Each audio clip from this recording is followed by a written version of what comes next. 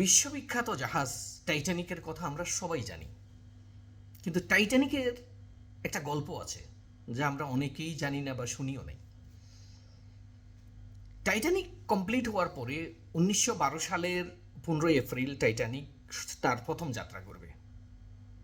ওই যাত্রাতে অংশগ্রহণ করার জন্য পুরো পৃথিবীর বহু ধনী মানুষ টিকিট নিছে, কারণ টাইটানিককে বলা হতো আনসিঙ্কেবল শিপ, যা কখনো ডুববে না। এই কথা শোনার পরে স্কটল্যান্ডের একটা ফ্যামিলি, তার 5টা বাচ্চা আর তারা হাজব্যান্ড ওয়াইফ দুজন মিলে 7টা টিকিট নিয়েছিল। কৃষক ফ্যামিলি ছিল, উনি ফার্মার ছিল। দুর্ঘটনাবশত টাইটানিক 15 এপ্রিল যাওয়ার তার প্রথম যাত্রা তার এক সপ্তাহ আগে ওই কৃষক ফ্যামিলির যে তার ছোট বাচ্চাকে তার একটা ফালা কুকুরে কামড় দেয়। বাচ্চাটা অসুস্থ হয়ে যায়। অসুস্থ হওয়াতে তার মা যেতে পারতেছে না, বাচ্চাকে দেখাশোনা করা লাগে। এখন মা যেতে পারতেছে না, ছোট বাচ্চা যেতে পারতেছে না, বাদ বাকি বাচ্চা নিয়ে আর উনিও যেতে রাজি হলেন না।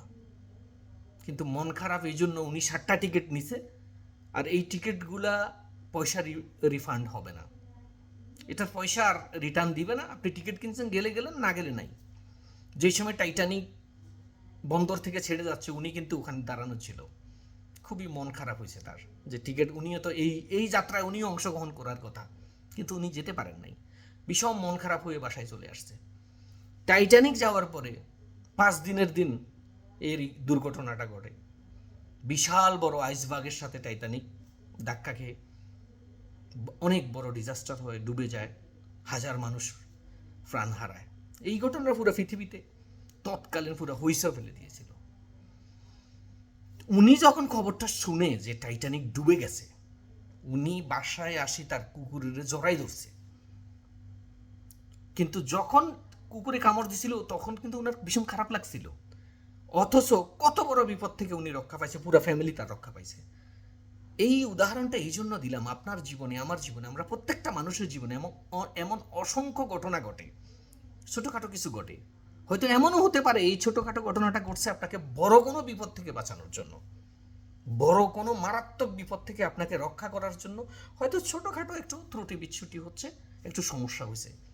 এই ক্ষেত্রে লাইফে যদি ছোটোখাটো কিছু হয় বা ঘটে, ধৈর্য রাখা উচিত, একটু সবর করা উচিত। সব সময় সব কিছুতে রিয়াক্ট করা উচিত না। আমি যেটা ব্যক্তিগতভাবে ফিল করি, কখনো যদি কোনো কিছু আমার মতো করে যদি না হয়, আমি চেষ্টা করি ধৈর্য রাখার জন্য। কারণ আমি জানি যে আমার হাতে দুটো অপশন আছে। একটা ঘটনা ঘটছে, হয়তো আমি এটাকে রিয়াক্ট করব, আর না হলে আমি ধৈর্য রাখবো। তো যেহেতু ধৈর্য রাখাটা আমার জন্য আমি ভালো মনে করি, আমি এই অপশনটা চুজ করি। আর এই অপশনটাই আজকে কত বড় একটা ঘটনা থেকে একটা মানুষকে বাঁচাইল, একটা পরিবার রক্ষা পাইছে। তো সেই ক্ষেত্রে টাইটানিকের এই গল্পটা আমাদের প্রত্যেকটা মানুষের জীবনে শিক্ষণীয় একটি গল্প।